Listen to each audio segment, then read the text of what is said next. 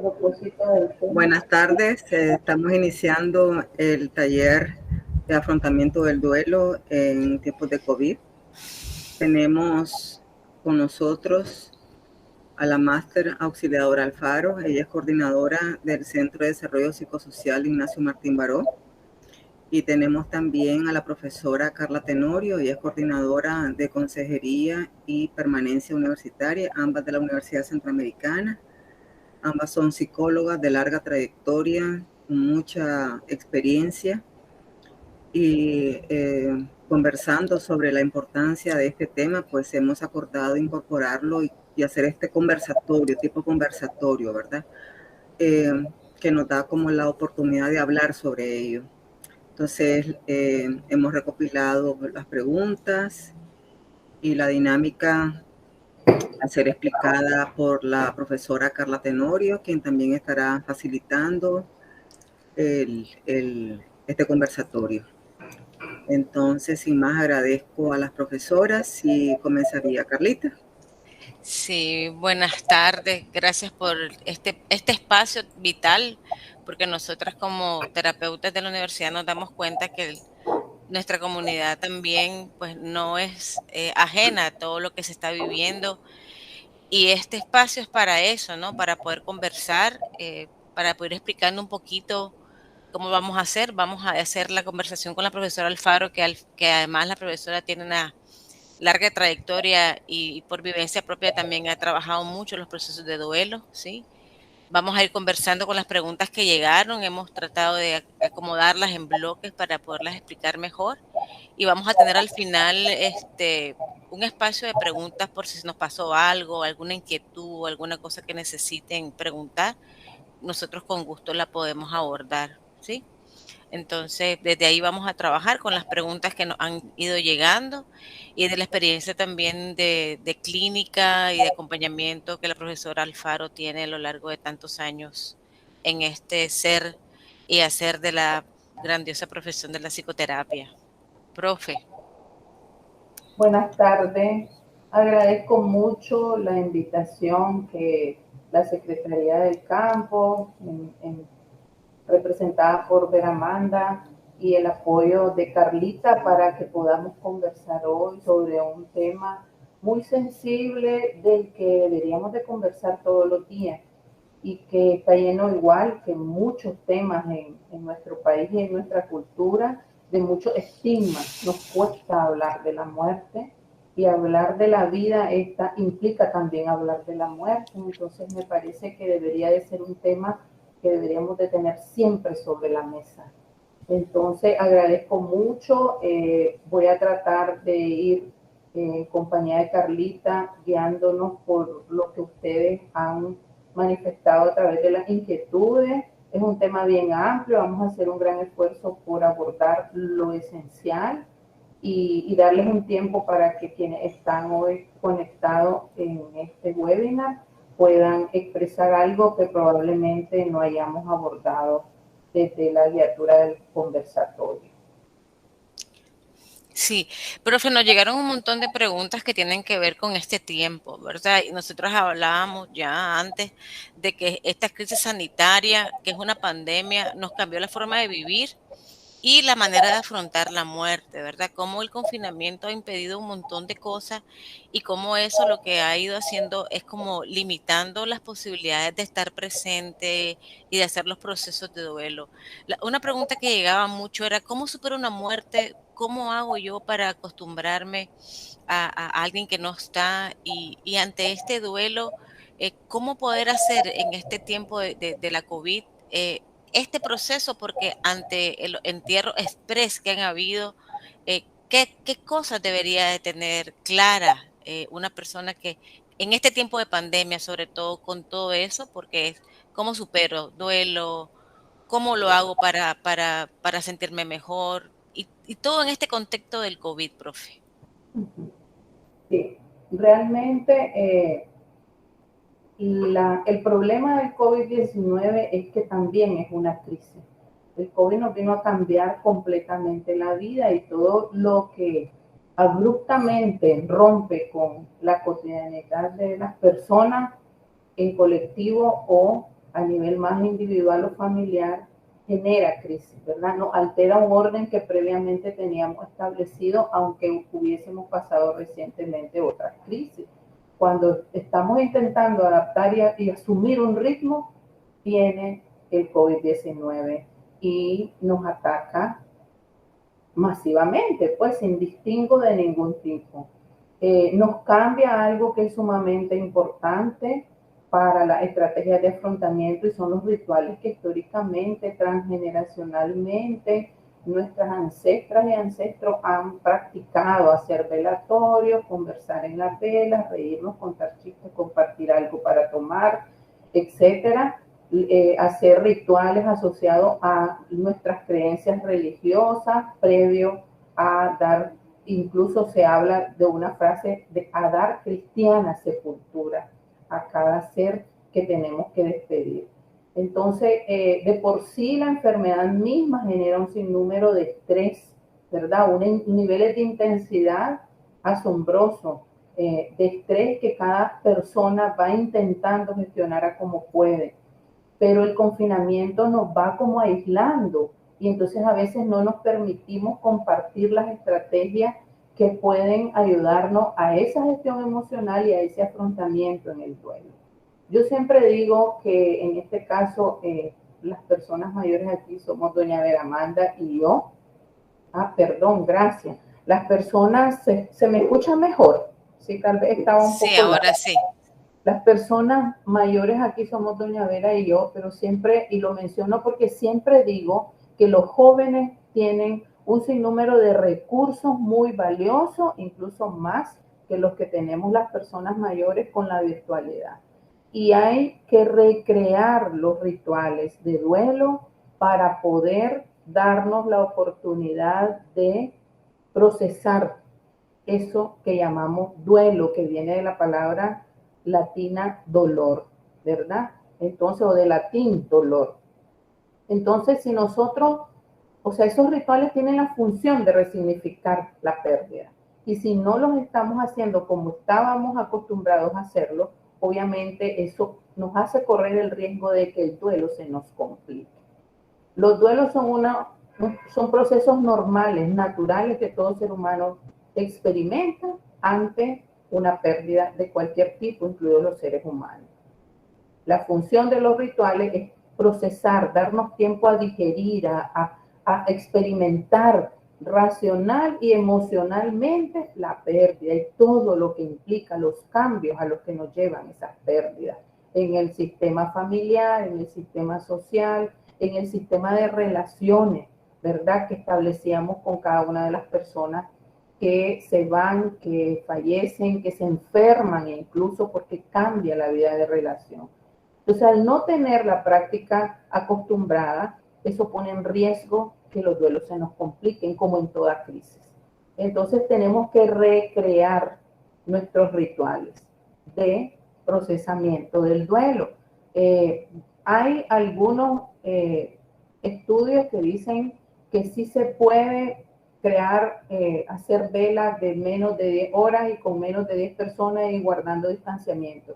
A mí en lo particular me parece de mucho riesgo si es por COVID, ¿verdad? Sin embargo, si no podemos hacer una vela, si no podemos hacer un entierro acompañado, tenemos que buscar otros momentos para acompañarnos, sea de forma presencial o sea de forma virtual.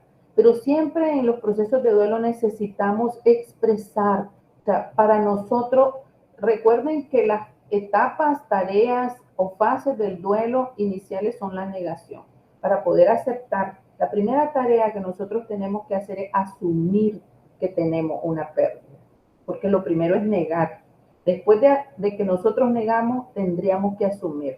Para asumir que ya no vamos a tener esa persona, que ya no vamos a estar en un país porque tuvimos que irnos, que ya no vamos a poder vivir en tal lugar o a seguir estudiando, cualquier pérdida que sea, necesitamos contarla.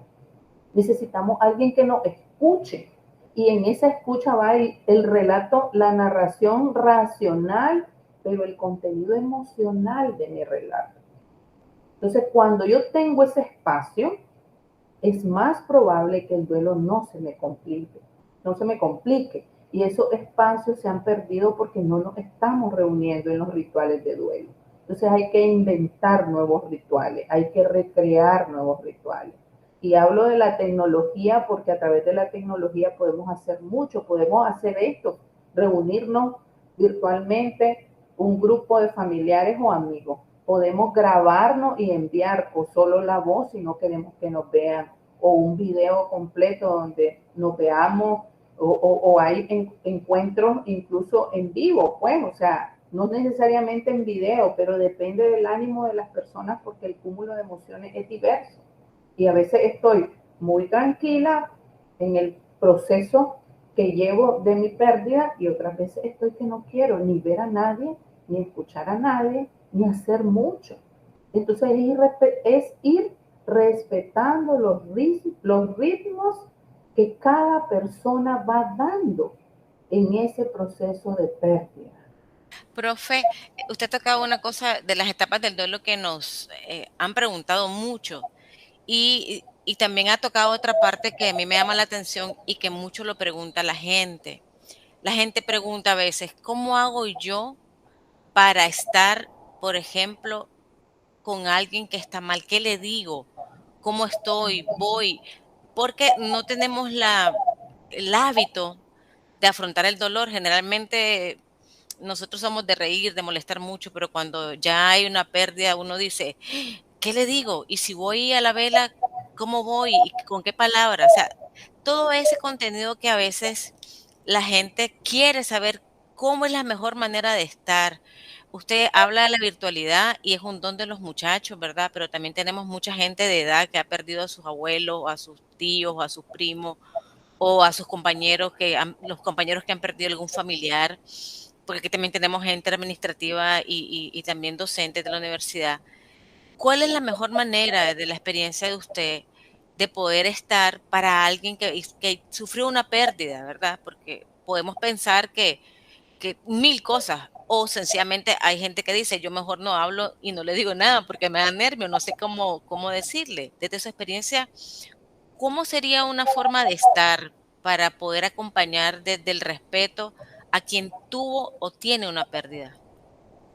Sí, es bien importante partir de la experiencia de quien vive la pérdida. Entonces, si es nuestro familiar o sea un amigo muy cercano, amiga, casi siempre vamos a tener algún reconocimiento de sus características, ¿verdad? Cómo esta persona es o se manifiesta en situaciones de crisis. El duelo generalmente le va a llevar a una crisis, porque precisamente William Gordon es un psicólogo, miembro de la Asociación de Psicólogos Americanos y es maestro de Harvard. Y él por eso no habla de fases y etapas. Y nosotros, o yo me identifico más ahora, porque lo estudiamos antes de otra forma, y es así, pues, la actualización en el aprendizaje siempre es valiosa y válida. Él habla más bien de 4 etapas. Entonces, él nos dice, él fue incluso alumno de Elizabeth Kubler, quien ha escrito mucho sobre los duelos y la muerte. Tiene un libro muy bonito que se llama La muerte en amanecer, porque es algo nuevo, pero que Sí, lo sí. tenemos que resignificar. Entonces, él dice que lo primero es asumir el primer gran reto es asumir la realidad, o sea, que la persona ya no está. Y eso es salir de la negación. Entonces, ¿cómo le podemos ayudar a la gente? Escuchándola. Y escuchar no es solo que la gente hable, a veces la gente necesita sentir que vos estás ahí, detrás de la pantalla o presencialmente. La pandemia tiene años y más. Ya vamos sobre casi a cumplir el segundo año. Y al inicio teníamos mucho miedo, y me incluyo, yo era súper miedosa. Ahora creo que ya hemos aprendido que la mascarilla, el lavado de manos, el alcohol, el distanciamiento, o sea, hay situaciones en las que podemos estar presentes. Y si no es en una vela, yo no me atrevo a ir todavía a velas de personas así, pues no me ha tocado familiar en este contexto, me ha tocado en otros contextos y repetitivos y difíciles. Sin embargo, podemos acompañar presencialmente a la gente tomando medidas, ¿verdad?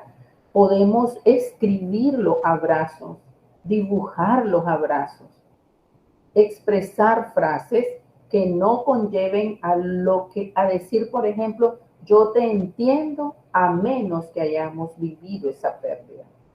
Por eso yo ahorita les aclaré y les dije, yo no he vivido una pérdida por COVID-19 en mi familia, sí en mis amigos, muchos cercanos. He llorado mucho por amigas muy cercanas y he tenido miedo por esas personas. Entonces, cuando la gente, ¿cómo asumirlo?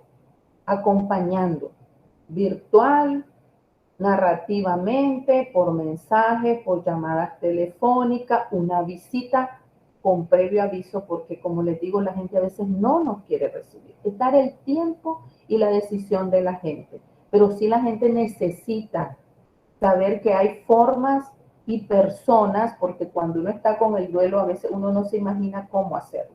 Entonces nosotros podemos decirle, escribime si quieres escribirme cómo te sentís o qué estás pensando, dibujalo, ¿verdad? Hace un voice y me lo compartís o se lo compartís a la persona que vos creas que se lo podés compartir. O conozco personas o espacios donde sí se está atendiendo este tipo de situaciones y darle la información porque la gente a veces ni siquiera busca. Tenemos muy pocos espacios, pero hay. Aquí en la universidad tenemos el centro, tenemos 2 espacios de intervención en crisis virtual que son Sanar Nicaragua y si no me equivoco es Emoción Sana, que están en las redes sociales y son de intervención en crisis. Entonces, solo cuando nosotros hemos repetido eso que vivimos en shock por la muerte de un ser querido, vamos a ir aprendiendo a elaborar y a procesar. Lo que no narramos, lo que no le ponemos palabra y queda solo aquí, no lo estamos sacando del cuerpo, se queda atrapado en el cuerpo, en nuestras emociones. Y nuestras emociones nos van a ir diciendo que no lo estamos haciendo bien. Al inicio es normal que nos den problemas digestivos, que nos den problemas de dolores de cabeza, que nos pueda dar insomnio, que nos pueda disminuir el apetito al inicio, pero poco a poco, si vamos procesando bien, eso va a ir creando un proceso de adaptación a recuperar nuestro estilo anterior. Si nosotros llevamos más del tiempo en que no hemos podido recuperar esa rutina, lo más cercano a lo que antes teníamos, tenemos un riesgo también de complicaciones físicas, porque los cuerpos no van a resistir. Por eso es que también en el duelo se habla de los autocuidados. Y esa compañía nuestra, yo a veces no necesariamente voy a ir a decir algo, pero le puedo mandar. Ahora están ¿cómo se llama? Mandaditos express, los no sé cuántos, todos los motorizados. Entonces yo puedo enviarle algo de comer a alguien que está viviendo un duelo, o le puedo hacer algo y llegárselo a dejar a la puerta aunque no entre, porque tenemos temores, porque estamos cuidándonos. O sea, es reinventarnos las formas de decir aquí estoy para vos, porque la gente lo necesita. Y el aislamiento y la falta de redes de apoyo no son los mejores para elaborar el proceso. Claro, estamos hablando de la reinvención de las presencias, ¿verdad? Es decir, el poder decir, aquí estoy para vos, para lo que necesites, si necesitas llamarme, lo puedes hacer, o qué necesitas de mí, en cualquier momento, si quieres salir a caminar, vamos, si quieres un café, yo te invito. Es decir, es como la presencia respetuosa, ¿verdad? Porque una cosa que también pasa y que a mí me resuena mucho con la gente, yo digo que a veces por no saber qué decir, lo que puede suceder es que se nos pase la mano, ¿verdad? O sea, detalles de la muerte, a veces sí sirve cuando uno narra los procesos de enfermedad de las personas, pero si fue un accidente, me voy a salir del COVID, por ejemplo, ¿verdad? Si fue un accidente, la gente a veces puede decir, ¿y cómo quedó? ¿Y quedó entero o no quedó entero? ¿Verdad? La gente en ese proceso es como un morbo que no ayuda realmente a la persona a asumir el dolor. Pero en este contexto de COVID, realmente es como esa presencia que está ahí de manera respetuosa. Y como usted decía, el duelo es atemporal. Cada persona a su ritmo, en su tiempo y en su momento, vive las etapas del duelo y a veces la gente puede pensar que las etapas son lineales, pero no lo son. Nunca son lineales, o sea, es una montaña rusa, ¿verdad? Al final tenemos la negación o la etapa de enojo o la etapa de la culpa, que eso es otro tema que la gente preguntó mucho. En este proceso de duelo, lo de la culpa dentro de las etapas es un tema y hay gente que decía, yo quisiera que abordaran un poco lo de la culpa, que dijeran qué pasa con toda esta parte de la impotencia que siente uno, sobre todo porque no puede cuidar a sus enfermos con el COVID cuando son hospitalizados o cuando se los llevan, o uno no puede y quiere hacer más, pero está la impotencia de que esta es una enfermedad nueva, que hay un montón de cosas que ni siquiera sabemos, que los médicos mismos hacen un montón de esfuerzos para poder atenderlo y que nosotros a veces nos quedamos como sin saber qué hacer, ¿verdad? Eso es lo que la gente decía. ¿Cómo se trabaja el duelo? ¿Cómo yo puedo desestructurar ese duelo para poder darle paso al dolor, a la pérdida y a todo lo que conlleva ese proceso? Sí, realmente bien lo has resumido al decir que es un acompañamiento respetuoso. Y un acompañamiento respetuoso no necesita que nosotros estemos diciendo, opinando, juzgando. Es sin juzgar, es sin opinar. Cuando la gente nos va a preguntar algo, podemos partir de mi experiencia. Si yo he vivido duelo, yo puedo decirle en mi experiencia tal cosa.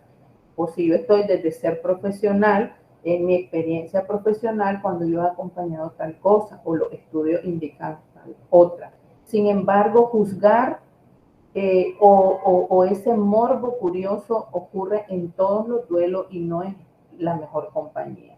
Entonces, si nosotros lo que queremos es saber, podemos preguntar a otras personas, no a las personas afectadas por el duelo. La verdad es que es más morbo que otra cosa. Sin embargo, ¿cómo hacer? Ya, o sea, es normal ese cúmulo de emociones. Al inicio hay dolor, tristeza, hay ira, hay culpa y la culpa puede ir hacia afuera y hacia adentro. ¿Verdad? La ira puede ir hacia afuera y hacia adentro y ese es el riesgo de estar solo. Por eso es que debemos de activar las redes de apoyo en las personas que viven un duelo. O sea, los familiares menos afectados, siempre hay personas más afectadas porque depende del vínculo que tenemos con la persona que ya no está y otras menos afectadas, aunque todos estemos afectados, porque es un impacto, ¿verdad? Sin embargo, tenemos que estar acompañando la red de apoyo familiar y por eso es importante la red de apoyo institucional, o sea, los trabajos deberíamos de tener redes de apoyo también y estar pendiente de las personas que han sufrido las pérdidas por COVID-19, cómo van, si se están integrando, etcétera. Siempre desde el acompañamiento respetuoso.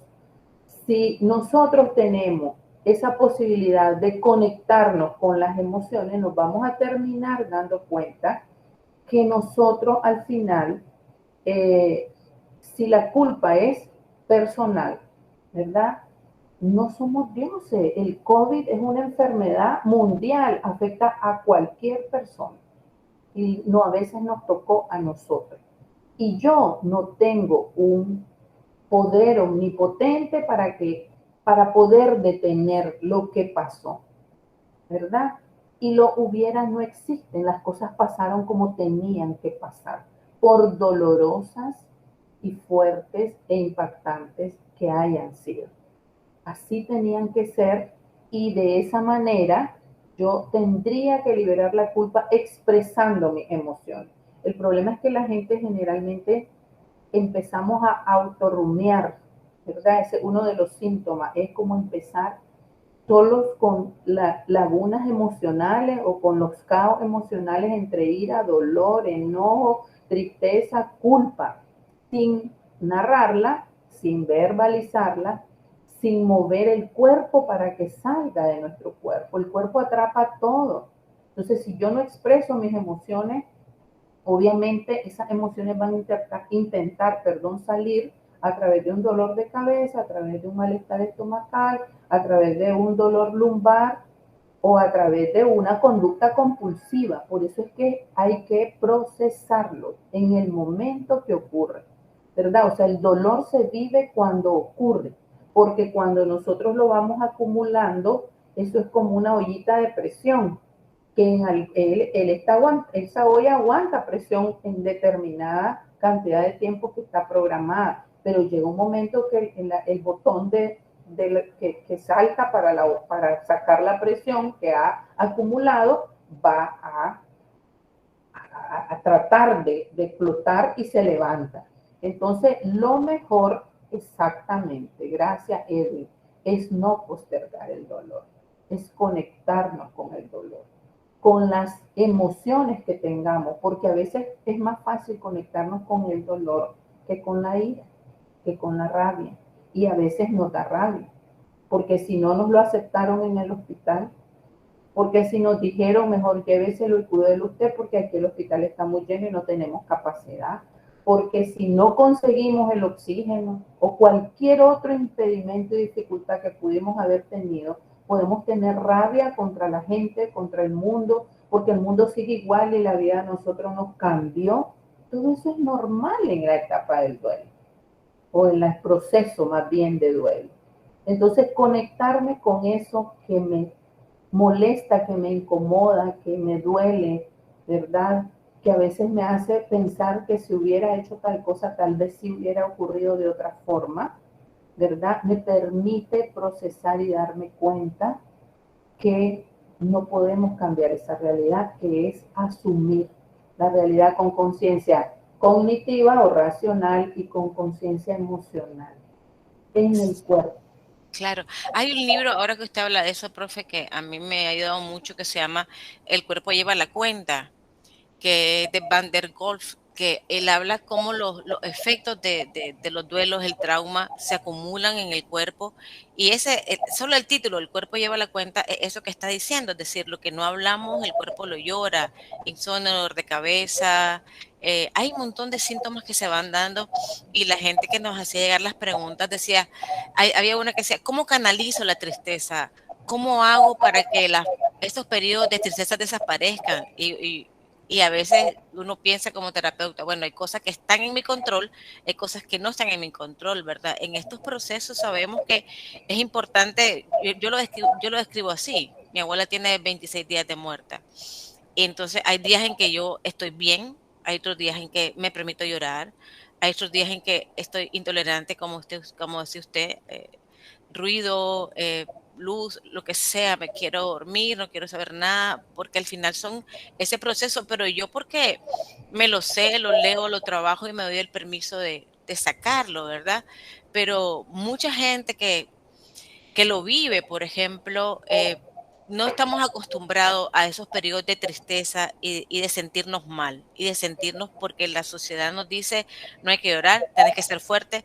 Y entonces yo recuerdo eso de la gente, le dicen a la persona, tienes que ser fuerte porque tu fulanito, tu tío te necesita, o porque tu mamá te necesita, o porque tu hijo te necesita. Entonces al final hay un no permiso social de sentirnos tristes, ¿verdad? De canalizar, de poder sacar y que eso con el tiempo vaya fluyendo para que de alguna forma los procesos se vayan haciendo más adecuadamente, ¿verdad?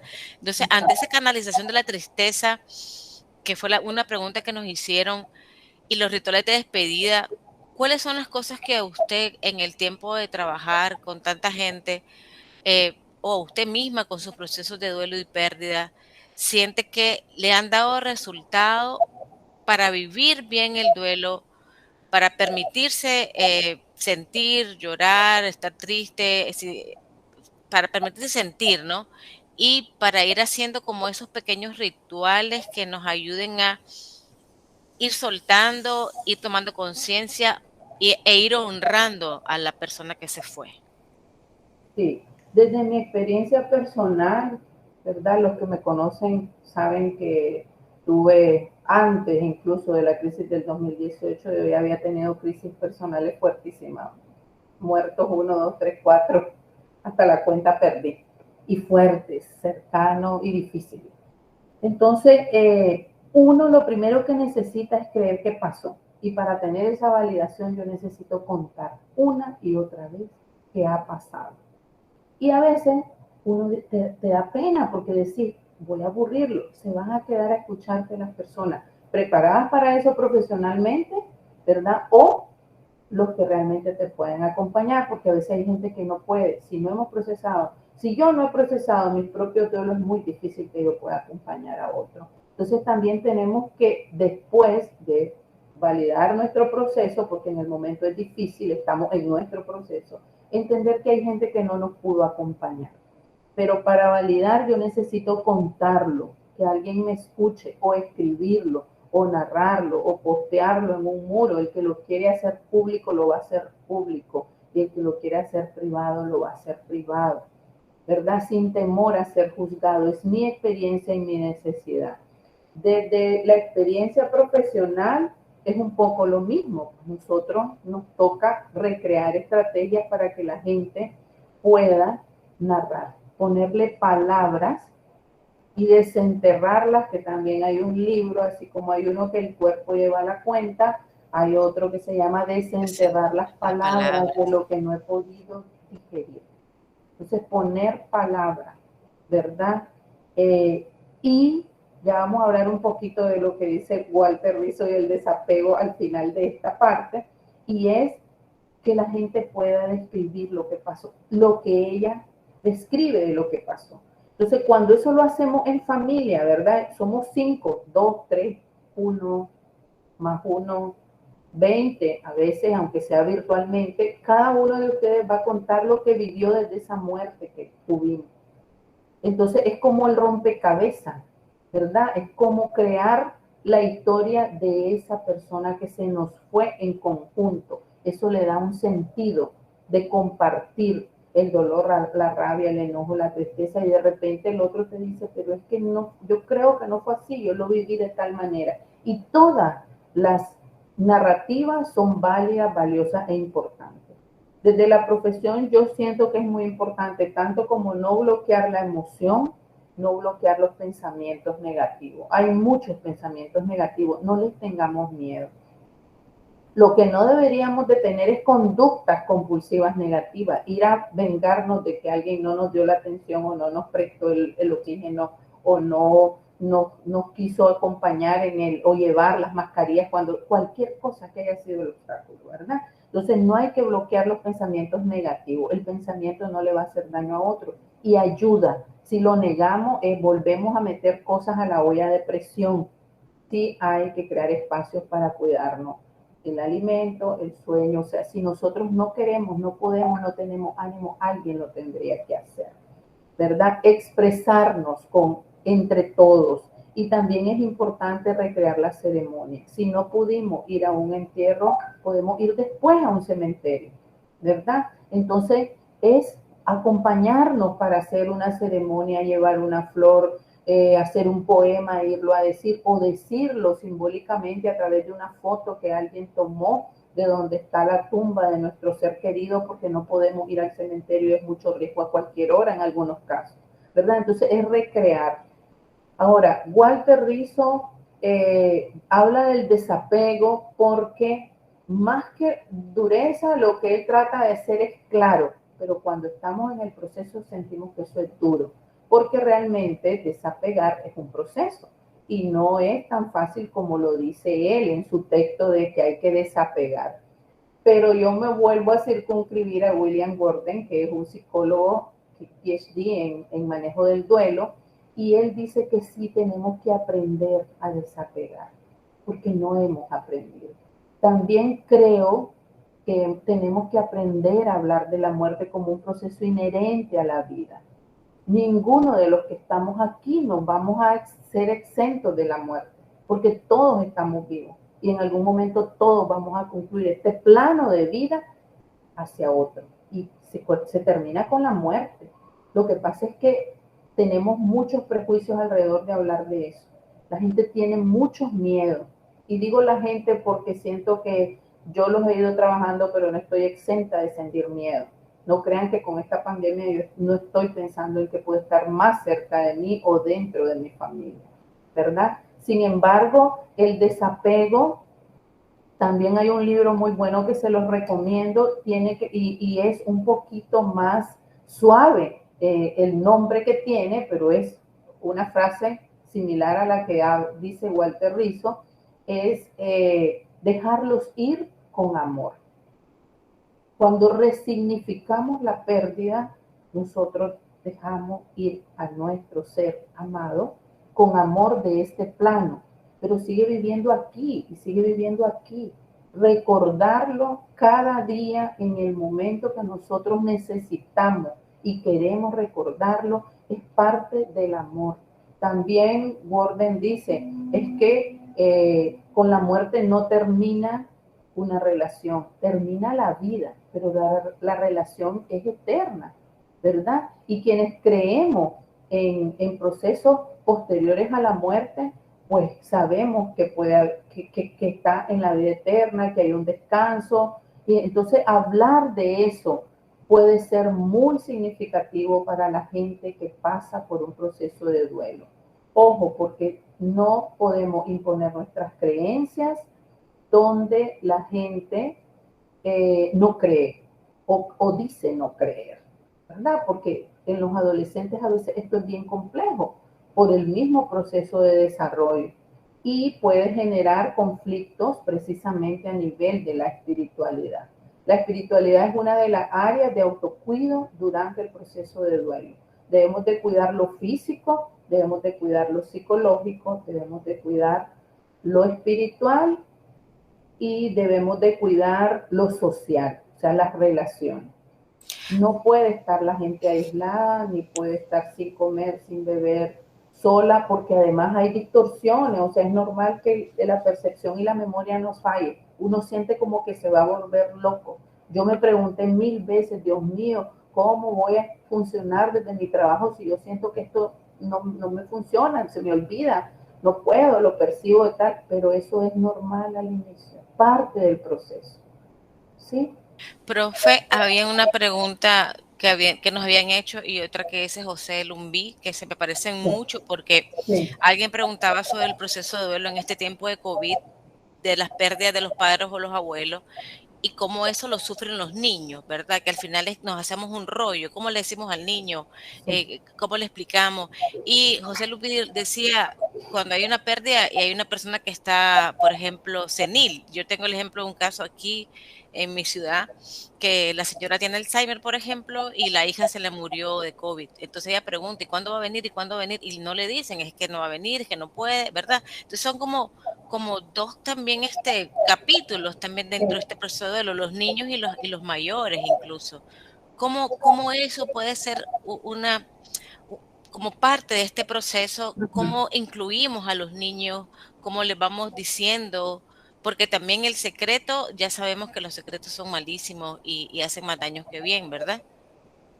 Sí. Realmente, cuando se trata de niños y niñas, va a depender mucho los procesos de duelo. Precisamente, Carla sabe que los niños y las niñas son mi formación y mi especialidad y mi pasión, ¿verdad? Sin que esto disminuya cuando me toca acompañar a personas en otra edad. Pero con los niños y las niñas depende mucho de cómo los adultos viven el duelo. Si se complejiza en un adulto que vive con estos niños y niñas, es muy seguro que se va a complicar en los niños y niñas. Tendríamos que preguntarnos algunas cosas para saber cómo hacerlo. Y uno es el cuándo, el quién, el dónde y el cómo para comunicar una muerte a un niño, ¿verdad? Entonces, ¿quién? Preferiblemente el otro padre, si es un padre, la abuelita, o sea, las personas más cercanas al niño deberían de ser cuando, en mi caso, a mis hijas quería ser yo. Con dos lo logré, con una no pude. Y es donde les digo que tenemos que reconocer que no somos seres omnipotentes ni omnipresentes. Y me molesté tanto y me dio tanta rabia que alguien más fuera a decirle a mi hija menor que su papá había fallecido, ¿verdad? Entonces, esas cosas deben de tratar de conversarse, pero nunca las hablamos, no preveemos, no sabemos ni queremos hablar de eso. Entonces, uno es quién, la persona más cercana al niño o a la niña. Otro es en función del grado correcto, ¿verdad?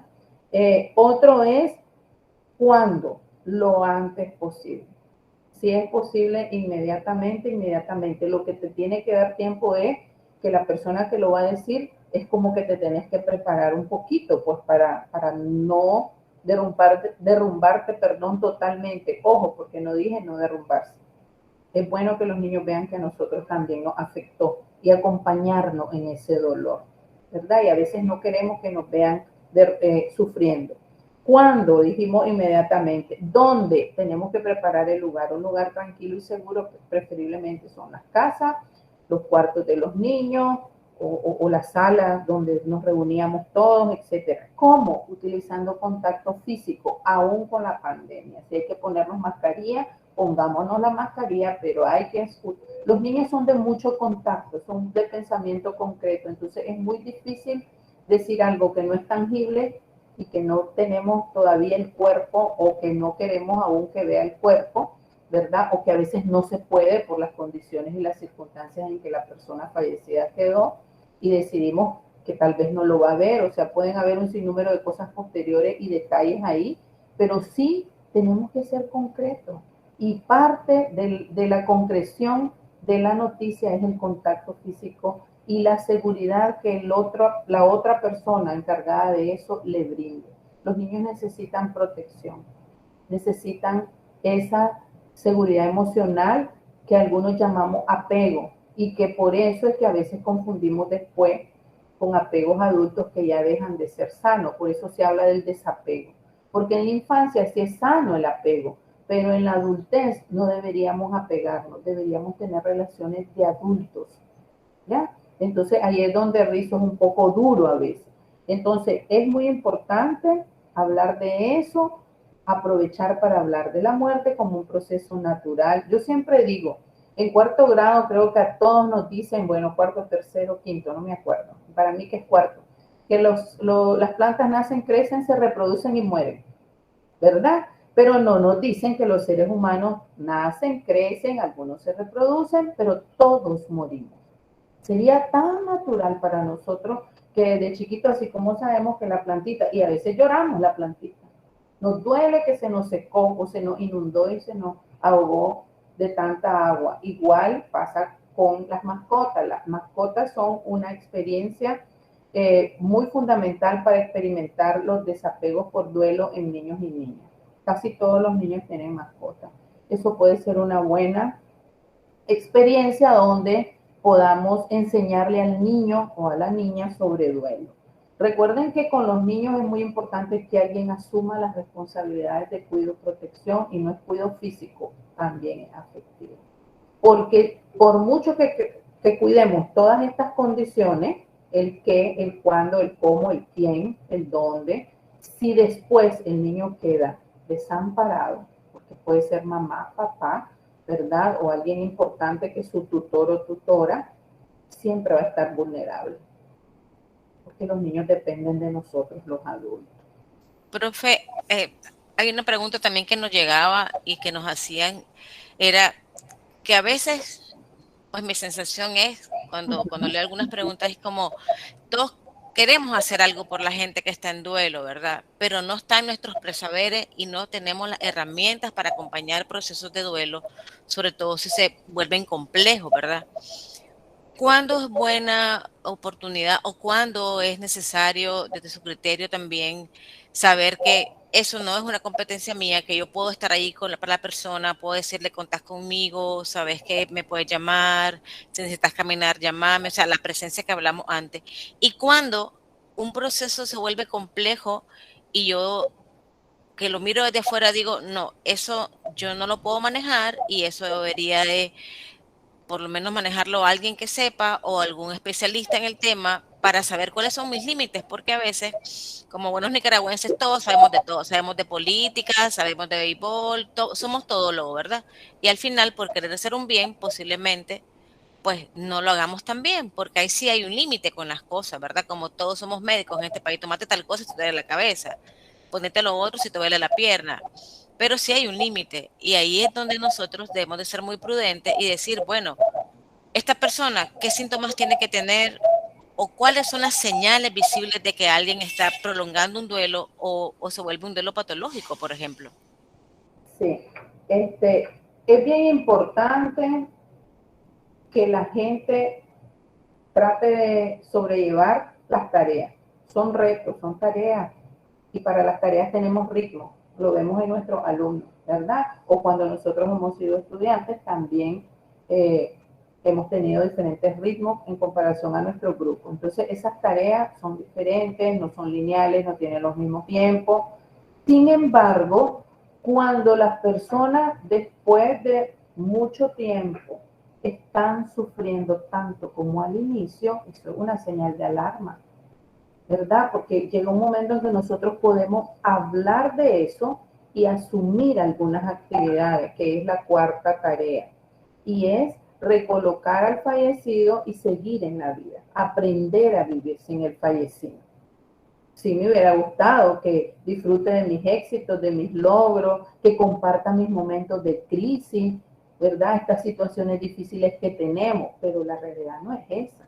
Y ahora me toca a mí asumirlo, resignificando en otras relaciones o en otros proyectos. Ojo, porque cuando es la pérdida de la pareja, no necesariamente sustituir relaciones, pero yo puedo, ¿verdad?, enfocarme con mis estudiantes, con mis hijas, con mis pacientes o usuarios, con mis amistades. O sea, sí puede haber en algún momento otras parejas, pero a veces cuando uno establece relaciones de pareja durante el proceso de duelo no trabajado, nos vamos a confundir, ¿verdad? Entonces sí tenemos que darnos tiempo para resignificar. El problema es que sabemos que son procesos y queremos que las cosas pasen así, como rápido, como doblando páginas, y no es rápido, ¿verdad?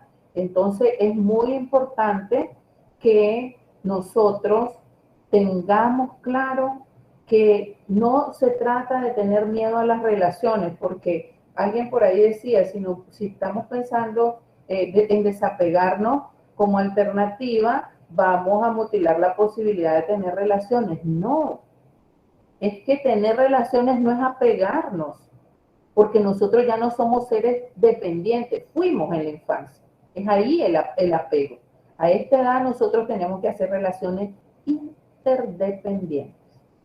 Y eso es también parte de la última tarea, porque el sistema familiar, el fallecido estaba cumpliendo funciones. Al irse el fallecido, ahora si es tu esposo, si es el papá, si es el que mantiene, si es el que trabaja, quién paga la luz, quién va a hacer el mandado de esto, todo eso se tiene que resignificar, redistribuir. Cuando nosotros logramos hacer ese engranaje, vamos caminando, aunque a veces lloremos, aunque a veces reneguemos, aunque a veces quisiéramos y lo extrañemos y lo recordemos y lo pensemos y escribamos y hablemos de él o de ella, ¿verdad? Entonces, el problema de que se te congele el duelo también es que tenés que revisar tu historia. Yo cuando tuve el segundo duelo tan seguido y era fuerte, yo me dije yo misma, porque estoy en esta profesión, pero probablemente el que no está en esta profesión de terapeuta y acompañador de las personas, pues no siempre tenemos esa conciencia, pero yo me dije, ojo, Auxiliadora, porque aquí tus duelos se te pueden empezar a complicar. Entonces, revisa. Necesitas que otra persona te apoye, porque cuidado, vos no lo vas a ver, porque sos vos misma.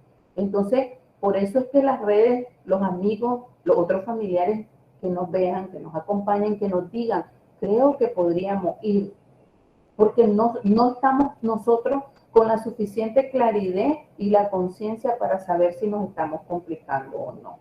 No podemos ser jueces y parte de situaciones personales, ¿verdad? Y eso es muy importante. Entonces yo creo, antes que terminemos, y creo que nos quedan 5 minutos, 5 minutos. Sé que vamos a dejar un tiempito. Sí, si alguien quería preguntar algo. Yo he recogido algunas formas de hacer otros rituales y los traje anotaditos porque no quería rapidito como enumerado, dejar de decir alguno porque a alguno les puede resonar. Entonces tengo como una listita que quisiera decir si ustedes creen que eso es valioso. Sí, profe, de dígala porque además lo pidieron ellos. ¿Verdad? Entonces, uno es algo que ya sabemos de hacer escrito, pero ese escrito puede ser a través de la escritura misma, el audio o los videos, ¿verdad? Entonces, también puede ser que hagan un rincón dentro de una habitación o la habitación de la persona como un santuario. Alguien preguntó por la espiritualidad y el papel de la espiritualidad. La espiritualidad no es solo si tenemos una tendencia religiosa o una denominación religiosa, católico, evangélico y del grupo catecúmeno o no sé cuál de los evangélicos, ¿verdad? Sino también va más allá de eso. Es resignificar, es conectarnos con la naturaleza, sembrar, es compartir los alimentos con otros, es reinventar la forma de hacer sentir la presencia de alguien que está grabado en nuestras condiciones y en nuestras emociones.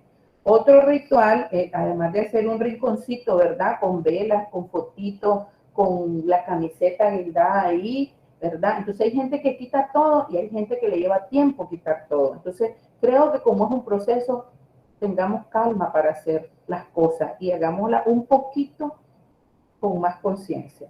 Podemos hacer cajitas de recuerdo como cofres, ¿verdad? Le ponemos la foto, la arreglamos como queremos, si le gusta el color lila, morado, amarillo, etcétera, donde vamos guardando detalles de cada recuerdo que a veces encontramos por ahí o que nosotros asociamos a la persona fallecida. También podemos, si tenemos una ventana en nuestra habitación, en nuestra oficina o aquí cerca del escritorio, poner la fotito o poner algo simbólico que era esa persona, eso no está mal. Mirar fotos en el álbum familiar, contar las vivencias compartidas, recordar los mejores y los peores momentos que vivimos.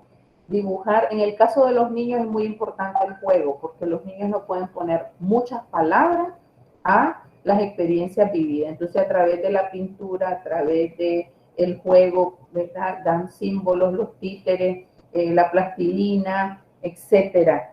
Ellos pueden poner todo lo que experimentan acerca de la persona que ya no está. Visitar el cementerio fuera de los tiempos en que a veces hay lugares donde está calmo. O sea, hay cementerios donde no se nos ocurre entrar porque todos los días puede ser que hayan llegado. Creo, no sé, que tal vez ha disminuido un poco, es que de repente las olas se nos han venido así, pero después que pasa el tiempo vamos a poder volver a ir a los cementerios y eso nos conecta. Y llevar un poema, o cantar una canción, o ir a hacer un picnic para compartir como si estamos con nuestro ser querido que ahora está albergado en nuestro corazón, realizar una reunión virtual o presencial si ya las condiciones lo permiten, compartir cosas, cada quien prepara un número, puede ser un baile, un canto, un poema, para honrando, como bien utilizó la palabra Carla antes, es honrar la memoria de quien nos acompañó por esa cantidad de tiempo en nuestra vida. Hay gente que puede publicar en su muro social o red, hay gente que puede construir una página web, un grupo de WhatsApp para recordar al fallecido, escuchar la música que compartíamos, en fin, encender velita, hablar con la foto, poder pelearte con la foto de tu fallecido, peleate con él y no le hables 15 días, a mí me funcionó. Primero era puro amor, pero al cabo de un tiempo yo sentía que hay algo que tenía aquí y no me daban permiso. La sociedad no me permitía sacar esa rabia que en algún momento sentí. Y yo dije, lo siento, lo voy a hacer solo yo. Y pasé 15 días sin hablarle a la simbología del fallecido, que era una foto sonriente, ¿verdad? Y cuando pasaba sin verlo le decía, no te voy a hablar hoy, no sé qué, y hablaba, ¿verdad? Entonces es reinventar. Y cada uno, dentro de cada uno hay mucha creatividad surgida de las relaciones con ese ser que tanto amamos. La relación no se acaba. Se acabó la vida y el cuerpo físico. Pero el recuerdo, la espiritualidad, ¿verdad? El otro plano, siempre tenemos la fe de que está ahí. y ahí esa persona está con nosotros y permanece. Bueno, no sé si tienen alguna pregunta. Han llegado las preguntas, pero creo que las hemos ido respondiendo a lo largo de esta hora, que se nos fue rapidísimo, se acabó la hora ya. ¿Sí? Sí, ha sido excelente. Un tema muy Muchísimas amplio. gracias. Antes de irnos, yo quería hacer una pregunta. Sí. ¿Por cuánto tiempo es normal que uno sienta ese dolor ante la pérdida? Porque, por ejemplo, cuando yo perdí a mi papá y a mi mamá, que fueron muy seguidos, los dos murieron bastante seguidos, me decían, pues es normal que por un año, que como un año vaya a durar, pero ya si dura más de un año, ya eso ya es patológico, tenés que buscar ayuda. Porque ya han pasado 4 años y yo sigo sintiendo dolor. Fuerte. Vea, los modelos más antiguos nos dicen que sí es entre un año y 2. Por experiencia y por el acompañamiento que he dado, generalmente el primer año es como la sensación de vacío, pero vos te vas dando cuenta en realidad en el segundo año, cuando vienen los aniversarios y te das cuenta de que, o sea, ya no hay vuelta atrás, es irreversible, eso es duro. Alguien por ahí decía, llorar será que no lo he podido, lo tengo complicado, no necesariamente si está reciente, porque cada cuerpo necesita diferentes formas e intensidades para trabajar. Depende del vínculo con las personas, no es lo mismo que se muera tu papá y tu mamá, los padres y los hijos, yo esa experiencia no la he tenido, pero desde la psicología y desde el acompañamiento sé que es de las pérdidas más difíciles, porque desde la psicología se te muere el futuro. Exacto. Y si es duro que se te mueran los padres, que es el pasado, que ¿verdad? son el pasado, la magnitud de que perder un hijo debe de ser sí, increíble, inarrable por mucho tiempo. Entonces depende del shock, de las condiciones, porque no es lo mismo que muera de una enfermedad donde te dio tiempo de procesarlo, un a un accidente. accidente de tránsito, a una violencia por bala, el COVID que es crítico, o sea, hay situaciones, las migraciones son muy difíciles, no volver a ver a un ser querido porque migró, no sabes si está vivo o no, todo eso tiende a ser complejo. Entonces, más que lo que sentís emocional, sí te da una luz, porque si ya pasaron 2 años, entonces hay teorías que te dan el tiempo de entre 1 y 2 años. Y los nuevos modelos te dicen que no hay tiempo, que Son depende, que atemporales. son atemporales. Atemporales son, sí. Porque una persona que tiene, a por mucho que a las madres, por ejemplo, en Ayotzinapa, donde los chavalos desaparecieron y no han podido enterrar a sus hijos, las madres siguen buscando cuerpos. Y no es igual, ¿verdad?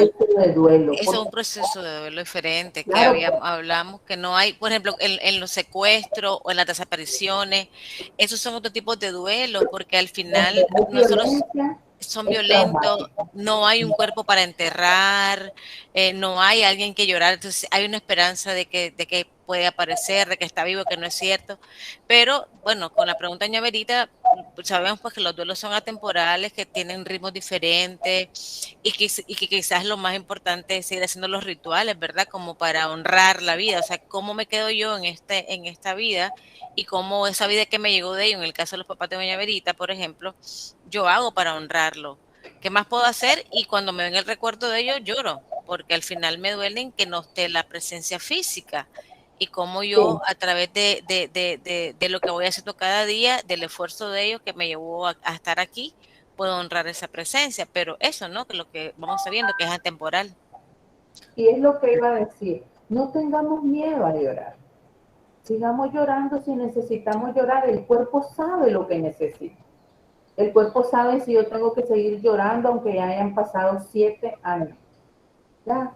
O cuando me conecto con esa emoción que se expresa a través del llanto.